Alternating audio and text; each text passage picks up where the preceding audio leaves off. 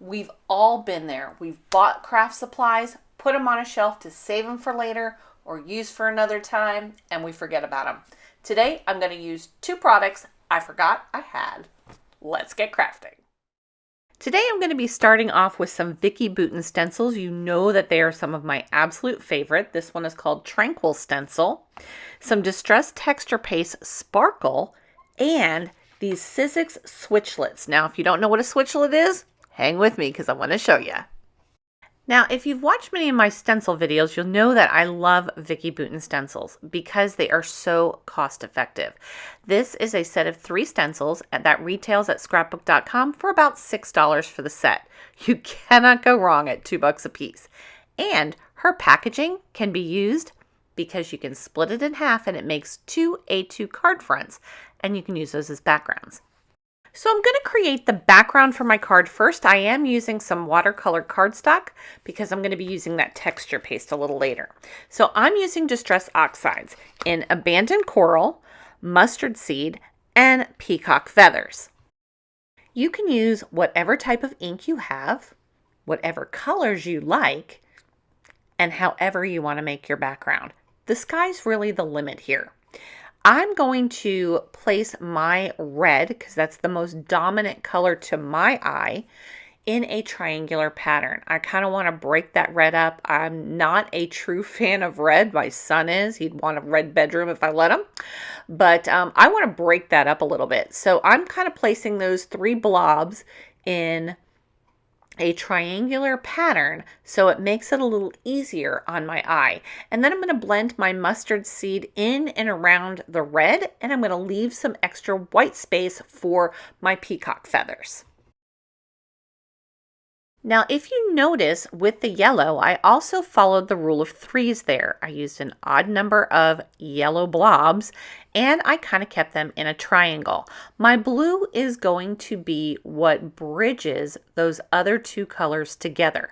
So I'm going to go ahead and fill in the rest of my white space, and then I'm going to even out those harsh lines by just blending over with the remaining ink that is on those blending brushes to soften the between the transitions.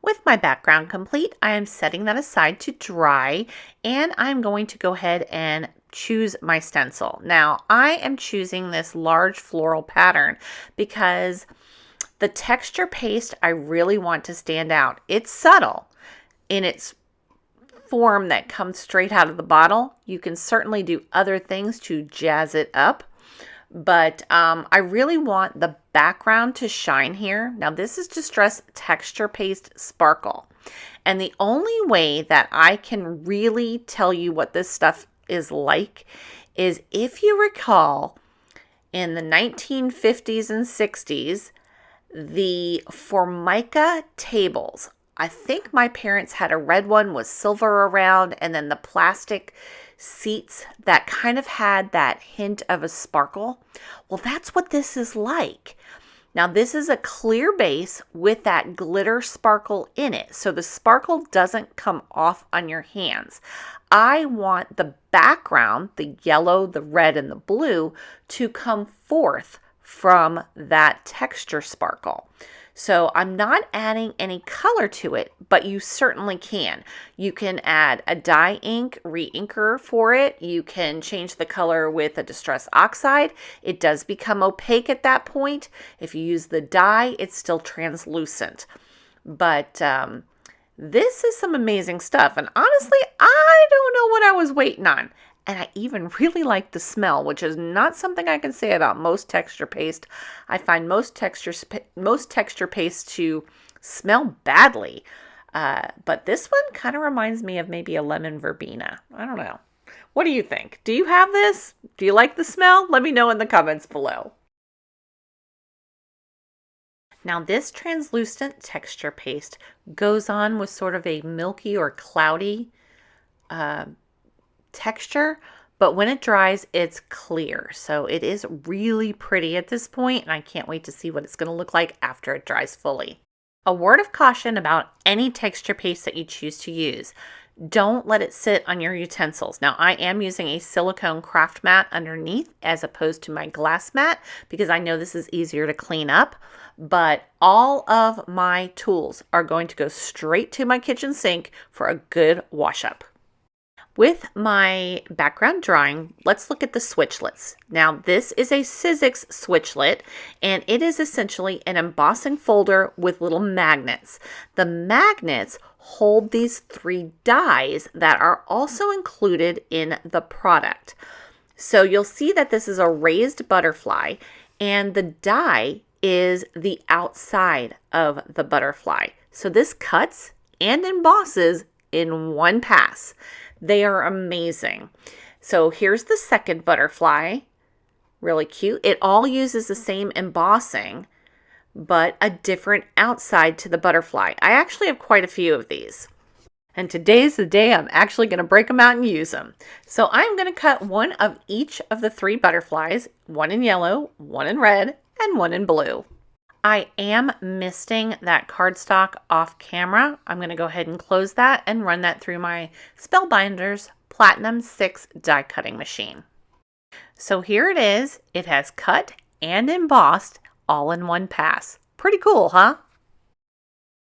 Okay, I'm going to go ahead and click my next die into my embossing folder and mist my cardstock and run that through. And here's the red one.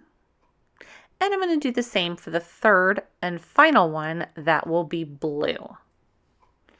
And you got to admit, that is pretty nifty. Cut and emboss, one step. Earlier today, one of my subscribers said she has lots of embossing folders but rarely uses them because she can't remember the sandwich to make them work properly. This is all I do. I just use a Post-it note. I used my A platform, so I'm going to go ahead and write that down. My embossing folder. And then on top of that, I went ahead and added my C cutting plate. And that's it. I'm going to go ahead and store that all together so the next time that I use this, I'll have it right at hand and don't need to worry about will it work or not.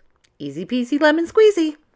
With my butterflies, I'm going to go ahead and take the residual ink on my blending brushes and go over each of my 3 butterflies. Now, you can certainly leave them the way that they were. There's no harm in that.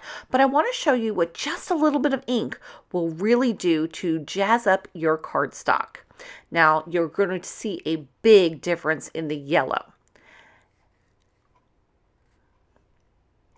Look at the difference. It's so much more lively and has more depth by just using that leftover ink. Now we're going to do that for all 3 of the die cuts, and the blue is probably the farthest off from the peacock feathers, so it does change that blue up easily. You could use white card scraps if that's what you have, but starting off with colored cardstock allows you to get that color done pretty quickly and very effectively. You see, this one's really changing now, and I'm not doing a whole lot to it, just adding some ink. Big difference there. Remember, work smarter, not harder.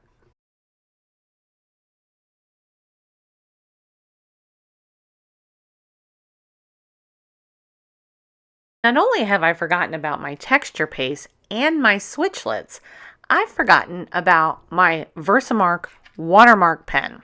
Now, I use Versamark all the time in the pad form, but the pen makes this super simple. I am just going to draw over the embossed portion of the butterflies, and then I'm going to go ahead and emboss them. This couldn't be any easier. Now I'm going to pat myself on the back because I actually remembered to use my anti-static powder bag before I did the embossing. I am using Ranger embossing powder in gold. I really thought the gold would enhance this particular card. I did do the red butterfly with some pearl white, and it just didn't have the va-va-voom that I was looking for. The gold, yeah, that does it. going to go ahead and do the second side of my butterfly. Same thing. I've used my anti-static powder bag, and then I'm just using my Versamark watermark pen to go over those embossed or raised areas on the butterfly, and I'm going to heat emboss that with the gold powder again. A lot of you have said that you're not real fond of heat embossing because you can't stand the stray little pieces of powder. Yes, use the anti-static powder bag. Do as I say, not as I always necessarily don't remember to do, but that will make a huge difference. But quite honestly, no one is going to look that closely at your heat embossing and go, "Up, this isn't a good card because there's a stray piece of gold embossing." No one's going to do that. So emboss to your heart's content. Next up, I'm going to get the sentiment. So I am using this Spellbinders die set. This one is called Yana's Layered Script Sentiments. And if it's still available, I'll link that in the description box below. But I want this to not detract from my card front. We put a lot of effort into that beautiful card, which I cannot wait to show you the end result. And I don't want to detract from it. I thought white would be too stark, so color up your own cardstock. I could have started with yellow cardstock, but I don't have as many white, I don't have as many yellow paper scraps as I do white. So I'm going to go ahead and color this up and use that for my outline die for my thanks. Speaking of paper scraps, if you haven't checked out my video called Brilliant Ideas for White Paper Scraps, I will leave that linked above. I have got droves of things that you can do with white paper scraps that go above and beyond sentiments. Now, using another white scrap, I'm just going to use my Versamark and I'm going to press this piece of cardstock right into my pad and get it covered with ink. You can see that it's got a pretty good coverage. Now, don't worry about if you miss anything. We can fix that up. But I thought I'd get a couple of sentiments out of it while I've got it out. Why not?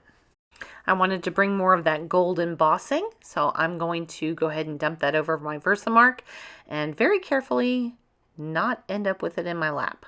And you see that I definitely missed spots, but don't worry about it. We're going to use our watermark pen to fix that up. I was kind of hoping I had some extra on there, but apparently not. So we're going to go ahead and put that back in the tub and close it up before I dump it over because, well, I'm a klutz. Now, to keep warpage of a cardstock down to a bare minimum, you want to go ahead and have your heat tool preheated. About 20 seconds ought to do it, 15 if you're impatient like me. But go ahead and preheat that and definitely lift your cardstock off your counter because that allows the heat to go through the cardstock and melt that powder much quicker. Now, my goal was to get 2 thanks out of the piece of cardstock, and I think I can avoid that big white splotch, but I'm definitely not going to be able to avoid the second one. So here I'm just going to use the heavier end, the thicker end of my watermark pen, go ahead and give it a once over, and then reapply my gold embossing powder. It's as easy as that.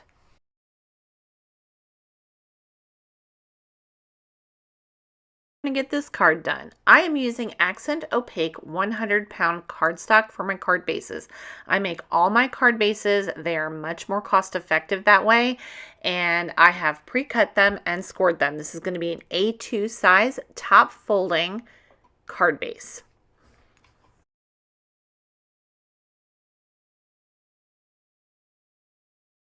I did leave my panel to dry for about 2 hours. I'm sure it was done long before that, but I was out shopping. So I will show a flashlight on this because it is stunning. The subtle glitter totally looks like that Formica from the 1950s and 60s. I absolutely love this. I don't know why I waited to use it. I am using Barely Arts Precision Craft Glue. It is my glue of choice and most often what I choose to pick up. I have cut the panel down just a little bit. Here's my butterfly and my sentiment. Now I am going to pop that butterfly up with a little bit of foam tape. And that's going to finish it off. Here's the red one and the blue one. There's just not enough room. I like them, but I didn't want to take away from the background.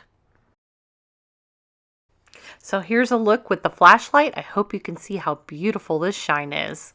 And I really hope that my video inspired you to take a look at your crafty supplies for things that you've never used or rarely used. I've picked out some extra videos for you to check out along the way, and until next time, I'll see you real soon.